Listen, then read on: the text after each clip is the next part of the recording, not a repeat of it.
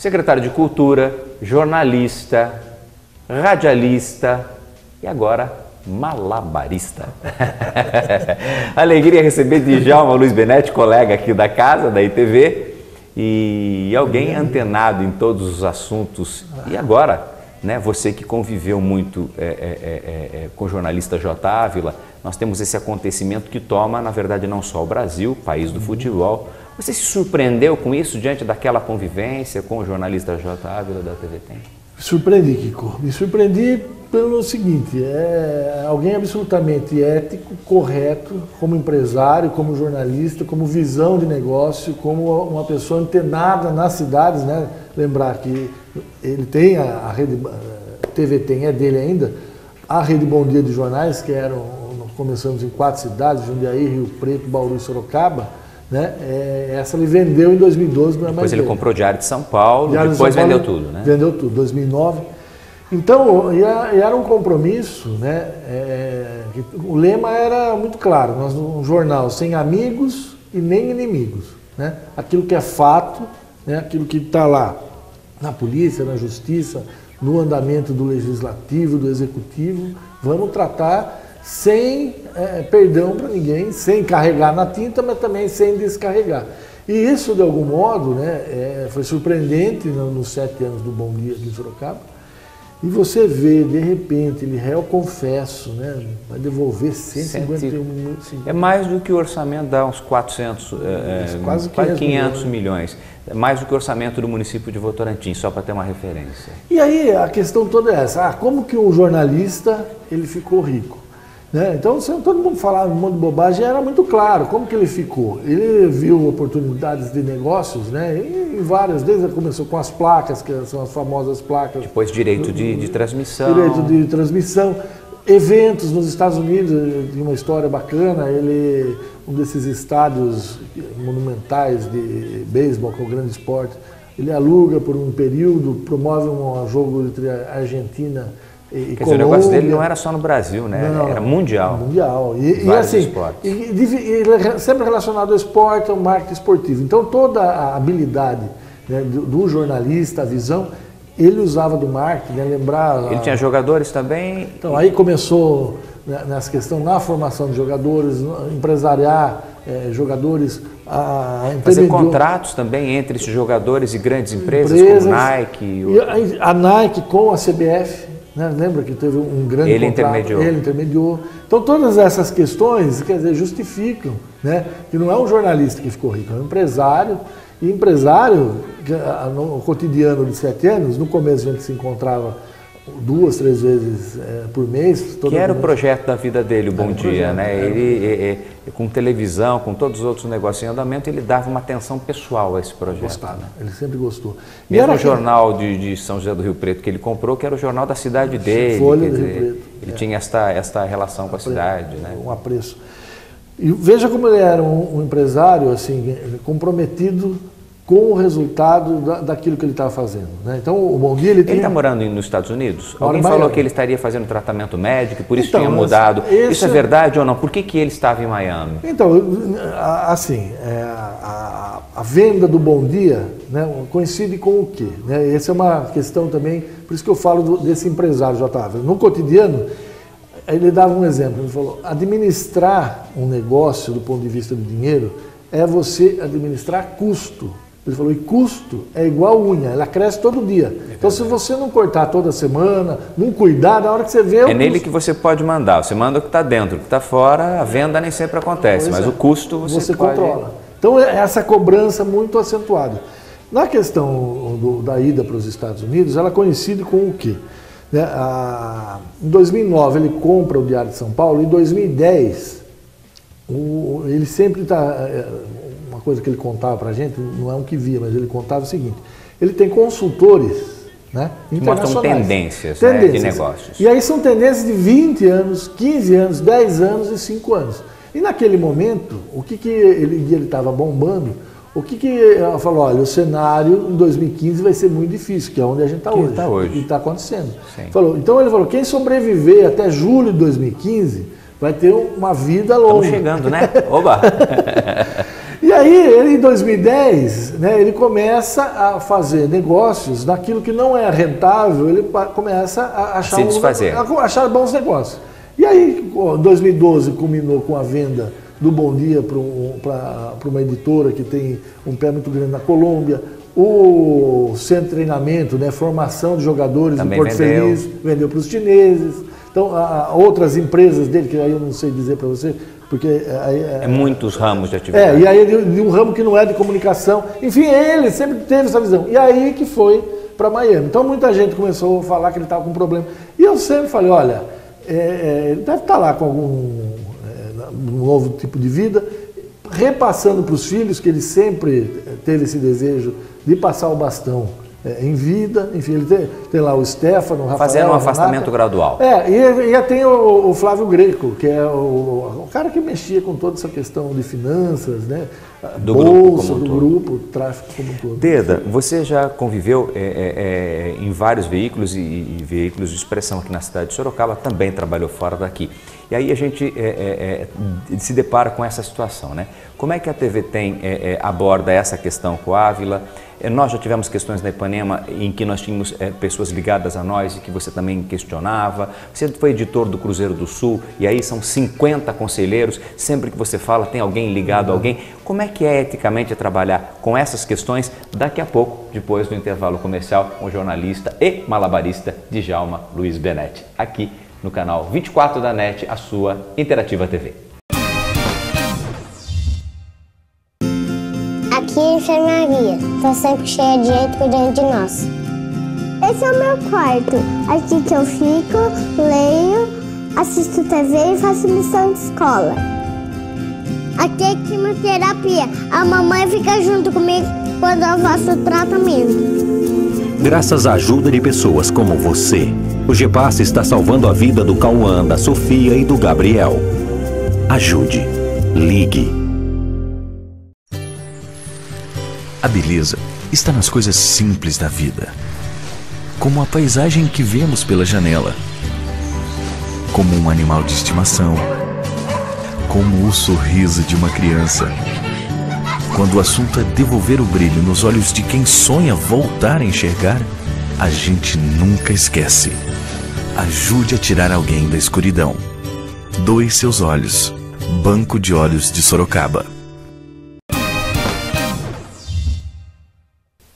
Hoje, o meu entrevistado do TVK é o jornalista Djalma Luiz Benetti. Eu brinco agora, ele é malabarista. Aliás, nós vamos ter as imagens do Deda num dos últimos programas aqui no Deda Questão na ITV, que ele fez uma pauta muito interessante sobre aqueles artistas de rua, né, que fazem os pedidos nos sinais, depois da sua arte, né? Uma abordagem muito inteligente que você vai inclusive poder acompanhar no nosso site aqui da ITV.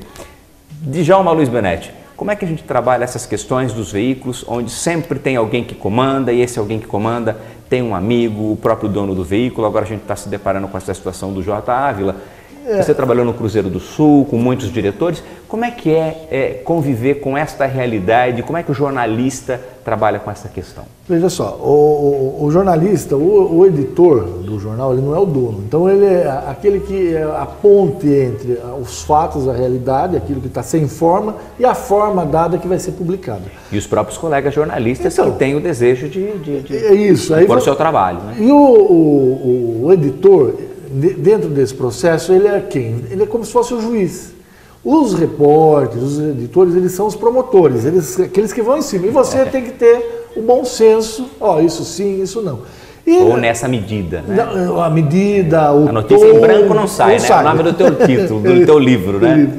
Aí, o que diferencia a experiência do Cruzeiro da experiência do Bom Dia? Quer dizer, no Cruzeiro... E do rádio. Tudo e aí eu vou falar o rádio em seguida. Mas no Cruzeiro, né, você tem toda a pauta, todo o jornal discutido antes com a diretoria.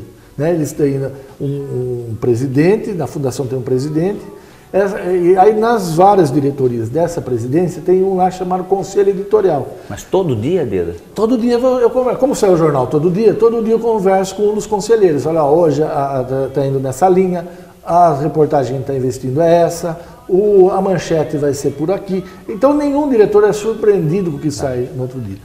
Com o Bom Dia, essa é absolutamente o oposto. Toda a responsabilidade era minha, eu não discutia. Tinha autonomia. Discutia com os meus editores, mas o tom, a intensidade de tudo que saía. Mas você tinha uma medida direta com o J. Ávila, você sabia o que o dono do jornal queria. Na verdade, aí não era nem com o J. Ávila. O que acontece? Aí você tinha um diretor... Era Matinas, na época? Começou com o Matinas, né? Suzuki. Aí passou para o Márcio ABC e depois para o Eduardo Tesler, né? Que é um gaúcho. O Márcio ABC era um editor como nós, foi promovido, e o Matinas que era o diretor. Mas então sempre você tinha essa ponta com esse diretor, e esses diretores sim tinha com o Ávila. Mas o Ávila às vezes entrava direto no editor local e cobrava, né? Então, e aí, não com todos, mas com aqueles que ao longo dos 7 anos estavam desde o começo, e eu fui o único que ficou 7 anos, e eu tenho uma afinidade com ele, eu tenho o maior respeito por ele, por isso que essa surpresa dessa questão agora, dessa confissão dele e tal, porque ele sempre foi alguém muito... Mas até na confissão não é surpresa, né? Porque se ele tinha essa postura, de repente, quando fica uma situação como essa, ele foi o único, aliás, né, de todos os envolvidos que se posicionou, né? Exatamente, ele não fugiu da raia. E aí, questões mais polêmicas, ele cobrava diretamente, né? Eu lembrar de algumas... Januário Rena. Januário Rena foi uma emblemática, porque foi num feriado, não foi a manchete do jornal, na reunião de segunda-feira, que era com o diretor, na época era o Márcio ABC e o Pestana, e ele apontou o dedo e cobrou direto: você protegeu o seu amigo, vocês foram secretários juntos no governo do Lippe, por isso que você não deu de manchete, você está querendo amenizar. Eu falei: não é nada disso. Daí você acelerou em dobro depois? Então, aí foi assim, na medida em que a direção... Você foi na justiça ou foi para responder aquela cobrança do J. Ávila com você nesse caso? A cobrança dele na medida daquilo que era na justiça. E aí foram, acho que, 23 manchetes seguidas. Ele não pode falar mais de você, né? Nessas questões, um outro exemplo disso que eu falo do bom senso, o Fúvio Biasi, né, ele era no Tribunal de Contas. Conselheiro do tribunal, foi presidente. E quando ele era presidente, houve na Folha, acho que no Estadão, uma polêmica que o filho dele estaria fazendo parte do tribunal, numa questão de nepotismo, e aí com o tempo se viu que isso não existia, e a história estava pronta, é isso que eu falo, quer dizer, o repórter e o editor fizeram o papel de promotor, foram em cima, né? E eu, naquele papel de juiz, eu falei: será que é bem isso, não é bem isso? E segurei a matéria, né?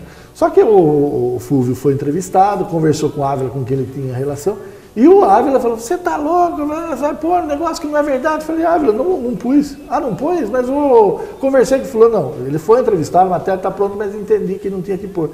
Então eu tinha esse entendimento e tinha essa cobrança, né? E não foi ele que ele falou não ponha. Fui eu que entendi que não deveria, porque ela não era uma história completa. Então, mais uma vez, eu preferi, ao longo da minha vida, segurar uma matéria do que publicar na dúvida de alguma questão. Mas isso teve exemplos assim... O rádio é uma experiência nova para você, já de 2 anos, nem tão nova assim. Mas ela é assim, uma coisa muito bacana. Me parece gostosa. Que o rádio trouxe para você definitivamente a sua figura pessoal se projetando junto com a notícia. Porque no jornal você escreve, é seu nome, sua foto.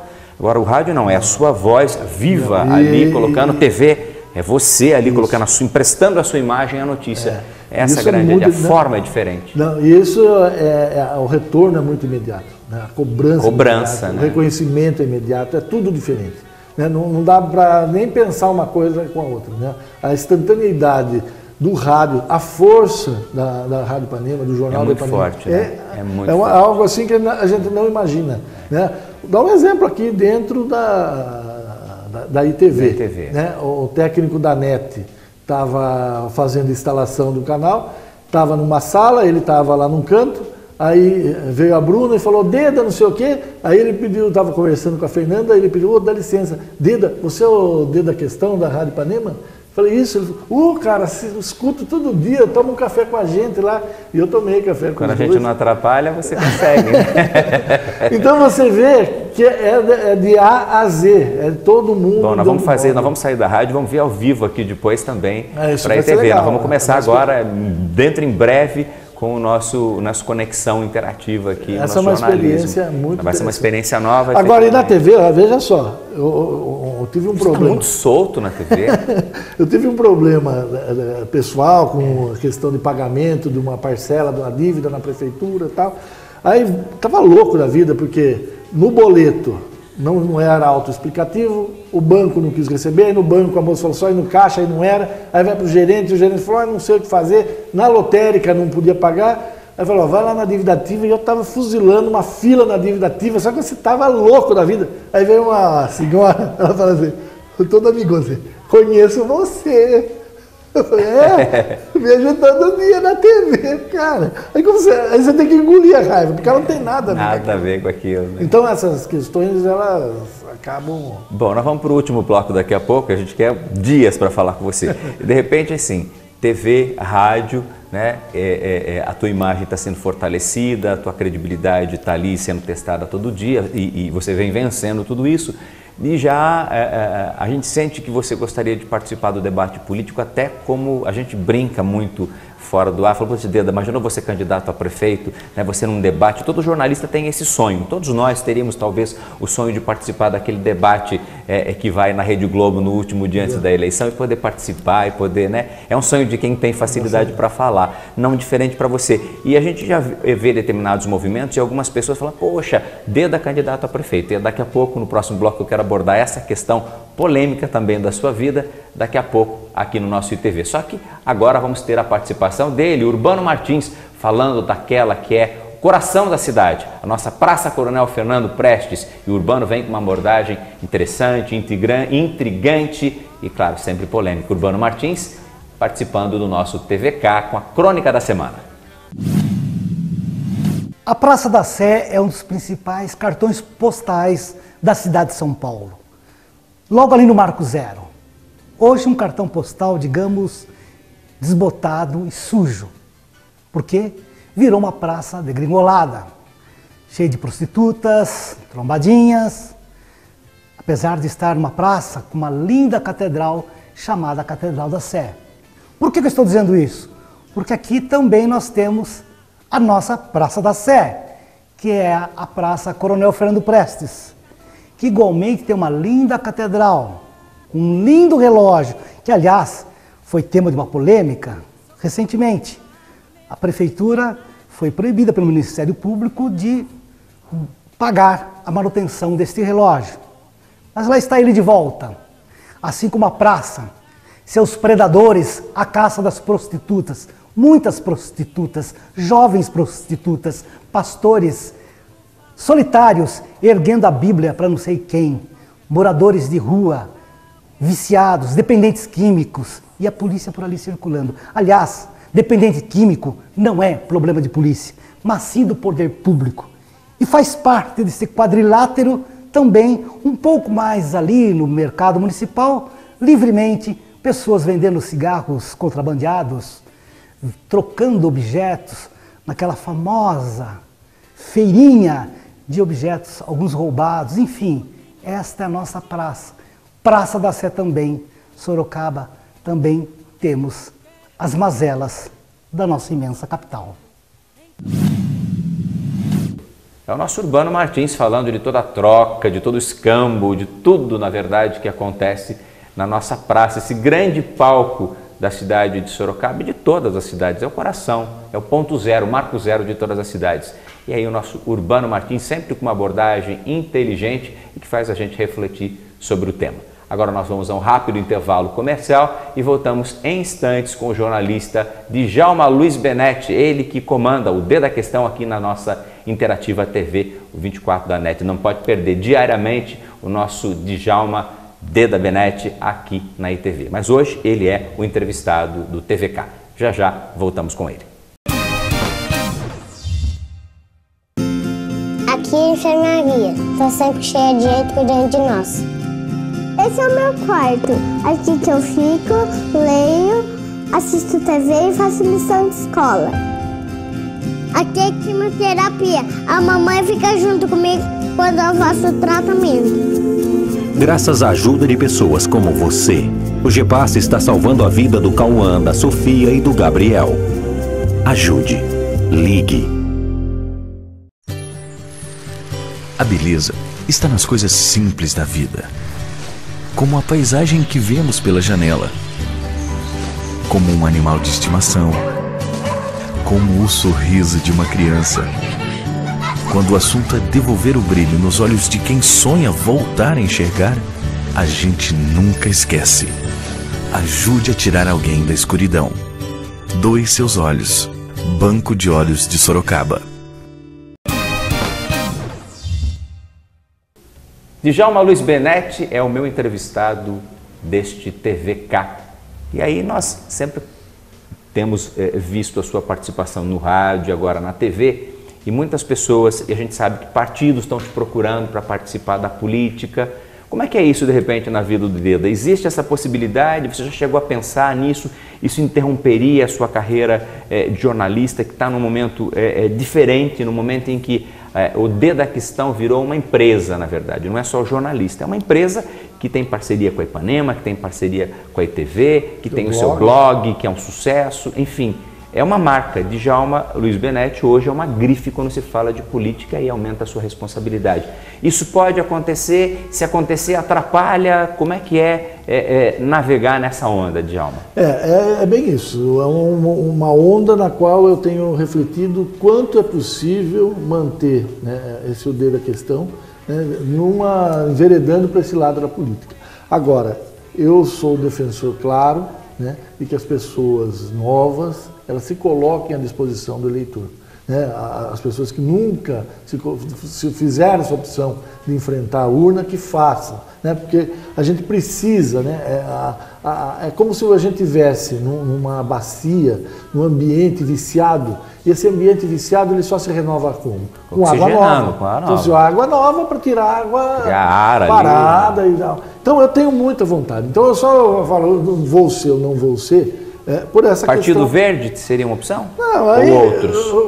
Claro que seria uma opção, mas nem... Você já recebeu algum convite, uma sondagem? Já conversa, mas enfim, a grande questão, Kiko, é que as pessoas elas tenham essa disponibilidade de oferecer isso. Eu acho que o momento Aliás, hoje... eu fui a primeira pessoa que brincou quando você era editor do Bom Dia com essa história. Você me acordou no ar. Nós nem nos conhecíamos, né? E foi bacana, porque a minha percepção continua a mesma. Eu acho que a gente precisa trazer elementos novos. Quer dizer, a cidade que a gente tem que pensar é o seguinte: que cidade que a gente quer para a próxima década? Bom, agora é para os seus netos, né? Para a Helena e os outros e as outras que virão. Muda a percepção, né? Muda, porque a questão é como né? O que eu estou fazendo hoje para isso? Né? Então, nós queremos qualquer indústria para Sorocaba ou a gente já tem condição de selecionar um tipo de indústria menos poluente? Né?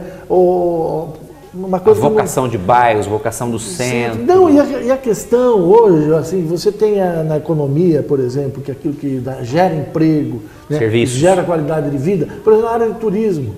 Né? Por que Sorocaba não tem um grande parque?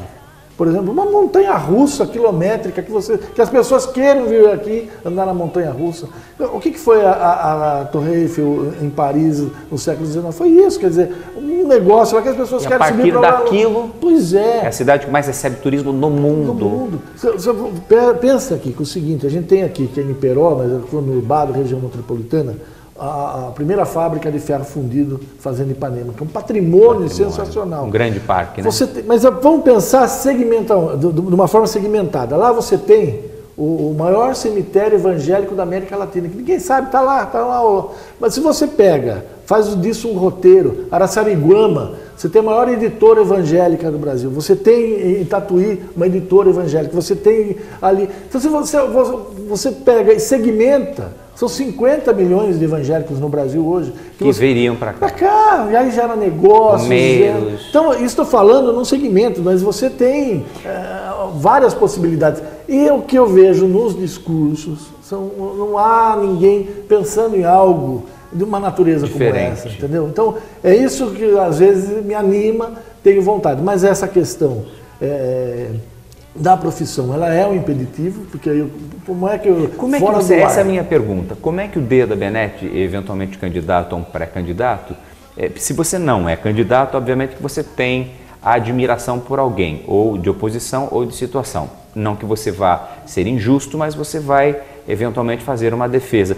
Agora, quando você passa a ser uma terceira via, como é que é tratar? Como é que seria o tratamento do Deda e como é que ficaria a tua credibilidade ou as torcidas de cada qual em função deste pré-candidato? Não, muda completamente, porque aí você muda de lado. Você mudou de lado... Você muda do seu lado. É isso, quer dizer, eu saio de uma condição onde eu vejo o comportamento do outro do ponto de vista da lei e do ponto de vista dos desejos dele naquilo que reflete para a sociedade. O seu desejo próprio. Para o meu desejo para essa interferência. Então hoje eu sou alguém que fala, olha, você está fazendo essa opção? Eu dou um exemplo assim muito recente. Eu virei para o Vitor, tenho falado na rádio para o deputado Vitor Lippe, em público, mas falei também pessoalmente, falei, Vitor... Você está muito à direita. Exatamente, você está ficando uma extrema direita, a sua vida pública não foi de extrema direita, você está se tocando, é uma opção sua, andar com o Jair Bolsonaro, com o Eduardo Cunha, você está percebendo o que você está fazendo ou não?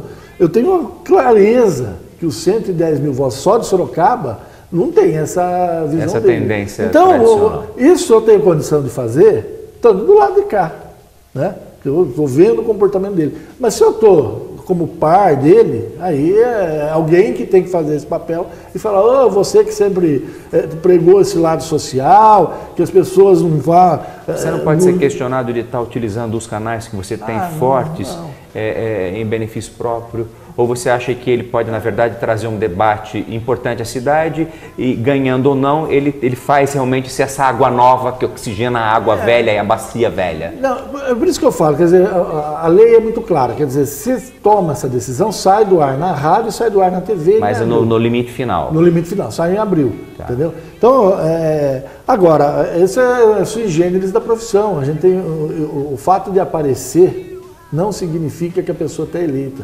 Nós temos, olha, centenas de A gente quer o Silvio exemplos. Santos comandando o auditório e não a presidência da República. Exatamente. São coisas distintas. Muitas distintas, né? E você tem isso muito claro, nem comunicadores de Sorocaba que foram para as urnas e nem chegaram perto de se eleger, e você tem isso na grande imprensa também, fora Nós estamos chegando ao final. De 0 a 100, qual é a chance do Deda ser candidato a prefeito de Sorocaba olhando para aquela câmera? A câmera da verdade, Deda. Se fosse hoje, infelizmente é 0. Eu ficaria do lado de cá, porque aquilo que eu estava te falando, eu não tenho condições... O Desidério diria o seguinte, a temperatura, né? O nosso colega de rádio, de TV, o José Desidério, você está subindo, está pulando do muro, Deda. De 0 a 100, o que você acha essa possibilidade? Como é que você está sentindo essa temperatura de que isso possa acontecer? Olha, tem chance de acontecer? Tem chance desde que eu consiga viabilizar profissionalmente. Eu tenho responsabilidades. Você não discutiu isso comigo ainda. Para tirar do ar ou não. Viu? Já está subindo a temperatura. Mas você sabe que eu no rádio, eu faço muito contraponto. O espaço é seu, mas se você vai favorável a alguém, eu coloco uma posição contrária. Isso é bacana. Até como estabelecer. Então isso está garantido. Esse equilíbrio está garantido. Se você for para um lado, eu vou atacar o outro. Mas se você falar do Corinthians, eu vou defender o Palmeiras. E se você falar do São Paulo, eu vou falar do Santos. Mas eu acho não que eu queira, mas para estabelecer esse contraponto. Não, mas eu acho assim, que a partir do momento que toma essa decisão de mudar de lado, não dá mais para cumprir esse papel. Né? Mesmo falando independente da lei, não vou esperar abril. Não dá. Não dá. Então, setembro tomou a decisão, que é o limite da lei, de se filiar a um partido. Aí você tem que caminhar uma decisão. Aí é já. Quer dizer que nós podemos surpreender e não ter mais um 91,1 e no 24 da NET a tua presença diária, você já vai estar em campanha. É porque aí vai tomar uma decisão nessa linha. Tá bom. Agora, eu espero de verdade que se não for eu, que outra pessoa tome a frente. Você que tem um sonho, né, de influenciar na comunidade, que tome essa decisão. Né? o entrevistador hoje é você e não eu, e eu vou ficar no meu canto. Sim, mantenha-se na sua grande significância de entrevistado. Porque a gente pode inverter esse papel. Você acho hoje... difícil, meu trabalho hoje é de comunicador. Tudo bem, mas você tem essa possibilidade de ser alguém... Todos temos, todos vivos temos. Mas não, aí que tá. Eu não tenho essa visão, que são todos. Eu acho que são pessoas que ao longo da sua vida tiveram essa visão de sociedade, né, que hoje, mesmo não estando partidariamente comprometido com ninguém, mas tem essa visão de que o fato dele entrar já é natural. Não é uma aventura, não é um oportunismo, né? É alguém que está ligado. Para encerrar, como é que foi Malabares na Rua? Foi uma experiência diferente, né? Foi muito legal. Foi uma pauta que nasceu da necessidade de um tema que faz parte da vida da cidade, no qual eu, principalmente no blog, fiz uma defesa muito clara da proibição, né? E aí muita gente da área artística falou: você que foi secretário, você que sempre participou, como que toma uma posição dessa? E minha posição era muito clara. É não no sinal, você não quer no sinal, na praça não tem problema. Não, qual que é a minha posição? Eu me sentia ali no carro, refém do cara que está lá. Isso eu não quero ver aquele... intimidado, né?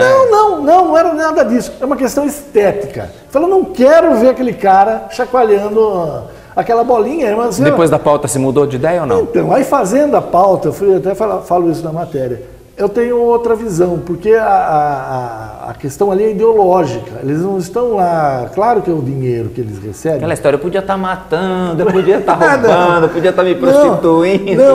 Não, porque são pessoas que eles são, tanto na entrevista... Eles vivem daquilo, né? Vivem daquilo, não, eles dizem o seguinte: eles são artistas, por acaso estão nas ruas, poderiam estar em qualquer outro lugar. Qualquer palco poderia ser então, é esse o ponto.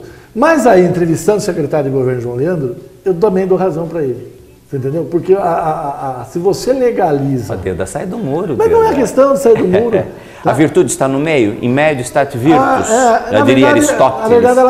Mas a verdade ela está no bom senso, né? De você ver o que tem de bom quando você está fazendo aquela parte, mas ter o bom senso de reconhecer o quanto você gera de responsabilidade para o poder público e aí para a sociedade inteira. Se um tipo de acidente, alguém, por exemplo, passou com o carro em cima do seu pé. Quer dizer, se é uma lei, abre a possibilidade de... E aí pergunto, vai ter artista de rua ou não vai ter nos sinais de trânsito? A lei será cumprida? Então, como é uma contravenção, quer dizer, você não há nada, uma polícia... Na verdade, a prefeitura então fez a lei para ela não ser responsabilizada caso um acidente aconteça? Não, na verdade, assim, ao contrário, não é que a prefeitura não fez a lei. A prefeitura não sancionou a lei criada na Câmara, o vereador Isídio e toda a Câmara aprovou a lei regulamentando a atuação. A prefeitura vetou com base no Código Brasileiro de Trânsito. Para quê? Por quê? Porque se algo acontece, como ela vetou a lei... Ela está livre da responsabilidade criminal e civil. Tem um argumento para discutir. Pode até ser que alguém entenda que o fato de não sancionar a lei não isente ela. Mas o presidente da Câmara pode sancionar? Ou não, no caso desse veto? Nesse caso, como o veto está sendo discutido, né, ainda não foi sancionado. Não foi promulgado. Mas se for, pode ter uma lei, uma DIN aí, uma ação de institucionalidade. Muito bem. Djalma Luiz Benetti encantou, brilhou aqui o nosso TVK, sempre completo, sempre brilhante, este jornalista e agora malabarista, Djalma Luiz Benetti. A todos, uma boa semana, nós voltamos em breve com mais um TVK. Foi um sucesso a tua participação. Obrigado. É sempre uma alegria. Você é um entrevistador com suas características que a gente acaba falando que nem sempre. Só sucesso, como diria Djalma Luiz Benetti. Sucesso e alegria. Sucesso e alegria. Ficamos por aqui com este TVK.